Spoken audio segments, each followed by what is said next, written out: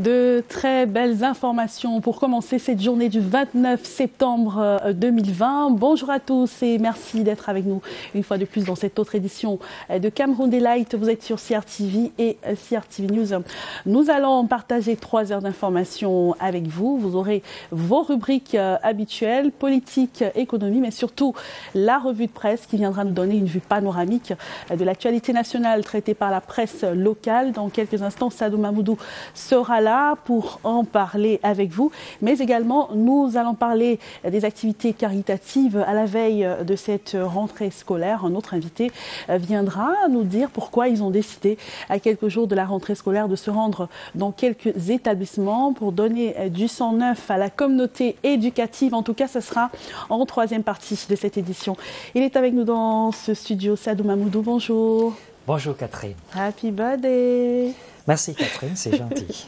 Voilà, on dit généralement septembre, c'est le mois des reines, c'est-à-dire le mois des rois aussi. Mois des rois, mois des princes également. Très bien, vous êtes là ce matin également pour la revue de presse, tabloïd en français. Nous parle des élections régionales peut-être.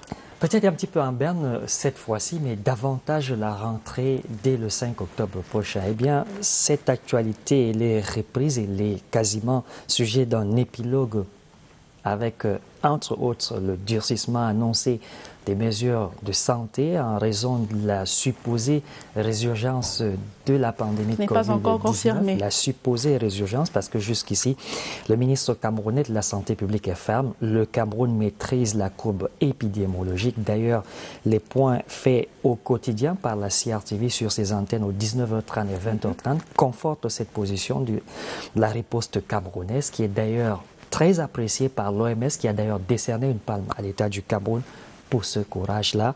Il y a également, entre autres actualités ce matin, la bonne nouvelle qui vient du secteur de l'économie avec l'accompagnement du FIDA, désormais qui décide d'accompagner les efforts du gouvernement dans le cadre de la production locale du riz, mais également de cette spéculation, l'oignon.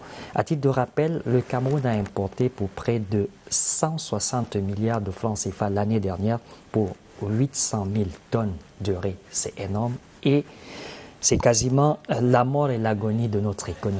En tout cas, plus de précision tout de suite dans Tabloïd en français. À tout à l'heure.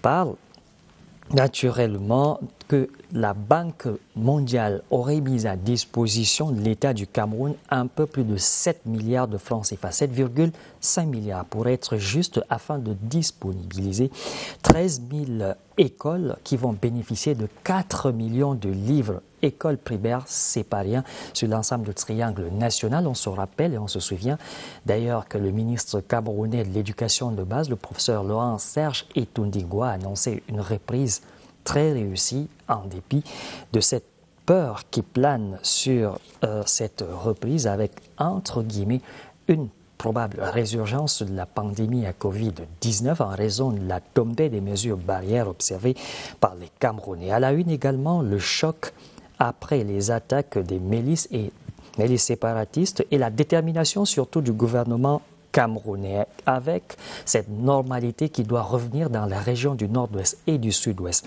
Le gouverneur Adolphe Lele-Lafrique relate Réalité Plus ce matin, aurait mis des bus anti-bandits et anti-séparatistes. Ces bus sont destinés au mouvement de personnes et des biens. On peut partir de Hospital Roundabout pour Hope Station, Metakwata pour Bambili. On peut également partir de Bambili pour Sabga, pour ne citer que ces localités-là. Touba qui est également au cœur de cette attaque de ces séparatistes pourra désormais bénéficier de ces bus qui sont mis à disposition des Camerounais de cette partie du pays par le gouverneur Adolphe Lele-Lafrique, mais également le maire de la ville. C'est donc à lire dans Réalité Plus ce 29 septembre 2020. Nouveau relifting cependant pour le secteur immobilier et le gouvernement camerounais qui renforce ses mesures de coopération avec le secteur privé pour lutter contre le manque de logements décents pour les citoyens. Promotion immobilière. Ketia Cortés renforce et encourage, s'exclame l'épervier Le 5 octobre prochain, journée dédiée à l'habitat, le MINDU exprime désormais sa reconnaissance aux investisseurs privés qui ont décidé d'apporter leur pierre dans cette bataille et croisade du chef de l'État afin de doter les Camerounais de logements décents. Le quotidien, lui, lance réponse à l'appel justement du chef de l'État dans le cadre de la promotion immobilière. La République consolide cet appel avec l'apport du secteur privé à la politique nationale d'accès au logement et la démarche du chef de l'État qui trouve, selon ce journal, un chef d'orchestre sur le terrain. L'importation du riz, je vous le disais tantôt, l'importation du riz a coûté au Cameroun un peu plus de 160 millions de francs CFA, milliards de francs CFA. Pour la seule année de 2019, c'est plus de 800 000 tonnes importées, alors qu'on parle de plus en plus de renforcement de la production locale dans le Noun, le nord-ouest, l'extrême nord, l'Adamawa. Le quotidien L'économie se fait l'écho, nous montre tout de moins cette belle embellie avec l'encouragement, les encouragements, mais surtout l'accompagnement du FIDA dans le cadre d'un partenariat avec les partenaires au développement du Cameroun. Et puis, au bas de cette livraison de tabloïds de ce 29 septembre 2020, cette suspicion dans la villa avec au cœur des convoitises une propriété, notamment le messager qui relaie ce matin des questions et des suspicions, vu les batailles juridiques autour d'un domaine foncier impliquant des fortes personnalités de la République du Cameroun. Mesdames, Messieurs, c'est un agréable plaisir de toujours vous servir. Demain est un autre jour. Au revoir, Inch'Allah.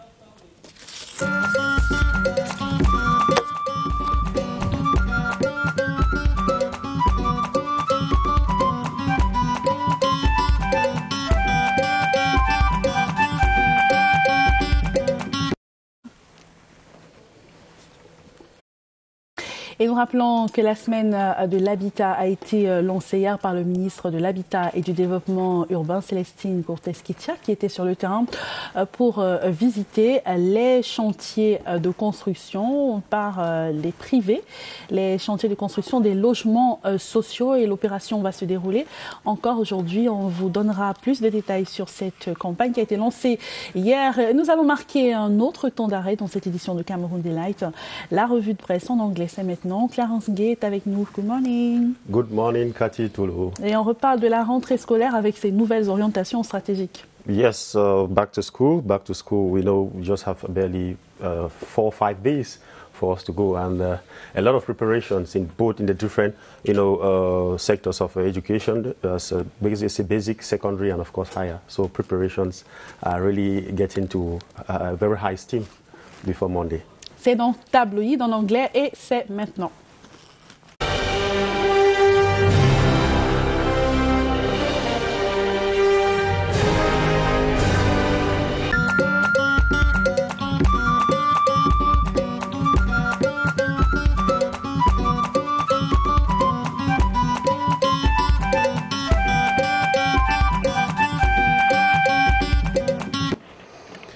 Good morning, televiewers. It's always a pleasure having you when it's this hour on CRTV and CRTV News. This is Tabloid, one of your favorite slots on this program, Cameroun Delight. We begin our press review this Tuesday, September 29, 2020, with the Guardian Post newspaper. It headlines Full Callistus highlights benefits of general account, or rather of regional councils to Anglophones. It says the Secretary of State in the Ministry of Mines, Industry and Technological Development, Dr. Full Callistus Dentry, in an interview highlighted what Anglophones stand to gain from putting in place of regional councils. The member of government, who hails from Donga Mantung in the Northwest region, has equally given to understanding that the crisis-hit English-speaking regions have more stakes in the December 6 regional elections than the country's 8 other regions. You can read more of that story in the Guardian newspaper. Réalité Plus, Bamenda, le gouverneur Lele Lafrique lance le bus anti-bandit. That is the headline of Reality Plus this Tuesday morning. Bamenda, it talks about some 6 buses put at the disposal of the population of the chief town of the Northwest region to solve the problem of transportation faced by the people due to restrictions on the circulation of bikes and vehicles in the urban periphery imposed by authorities and separatists respectively.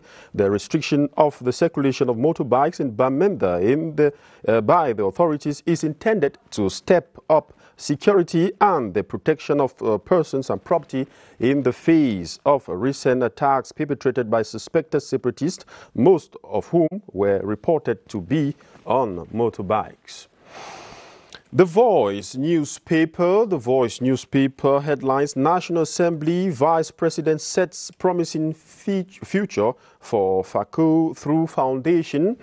Honorable Emilia Monjowa has once again risen up to the challenge of mapping out a promising future for the people of FACO division as a whole in the southwest region. Honorable Lifaka's plan of action will be animated through her recently created Monjowa Lifaka Foundation.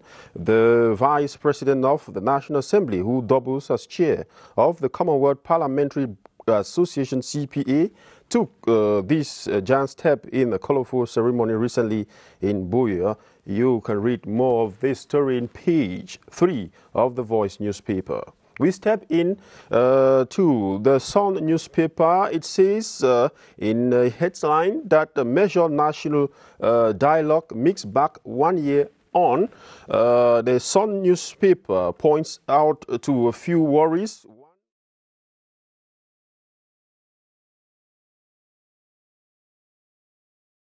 Common Law Section at ENAM and the Supreme Court Law on the Regional and Local Authorities, PRRD, Northwest and Southwest Region, Limbe Autonomous Port. So you can find the details of that in the Sun newspaper.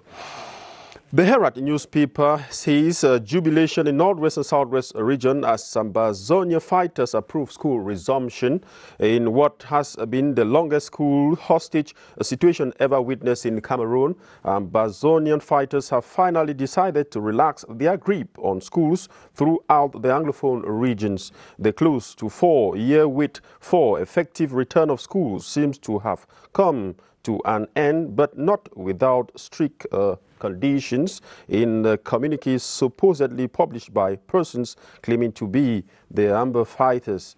You can find more of that story in the Herald newspaper of this day. The National Bilingual Daily Cameroon Tribune: back to school. Fighting price hikes, authorities intensify battle. That is one of the headlines of the National Bilingual newspaper Cameroon Tribune this morning.